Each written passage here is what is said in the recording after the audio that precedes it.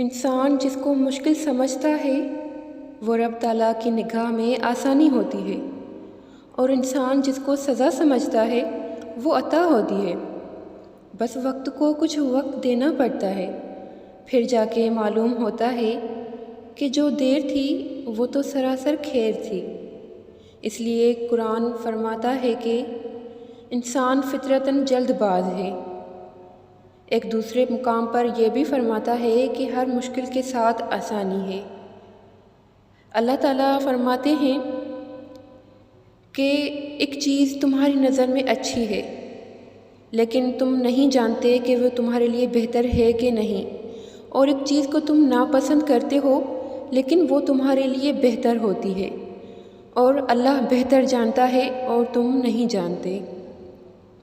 اس لیے اگر زندگی میں کبھی کوئی ایسا مقام آئے جہاں آپ کی مرضی کے خلاف ہو رہا ہو سب کچھ، تو اللہ پر یقین رکھا کریں۔ اللہ تعالیٰ انسان سے 70 ماؤں سے زیادہ محبت کرتا ہے، اس لیے ہماری خواہشات اور فیصلوں سے بہتر اللہ کے فیصلے ہوا کرتے ہیں۔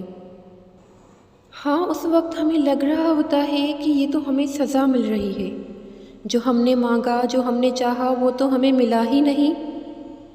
لیکن کچھ وقت گزرنے کے بعد ہمیں پتہ چلتا ہے کہ اللہ نے جو ہمیں دیا ہم تو اس کے قابل ہی نہ تھے۔ اللہ نے ہمیں اتنا عطا کیا ہوتا ہے کہ پھر ہماری زبان اور دل شکر کرتے نہیں تھکتے۔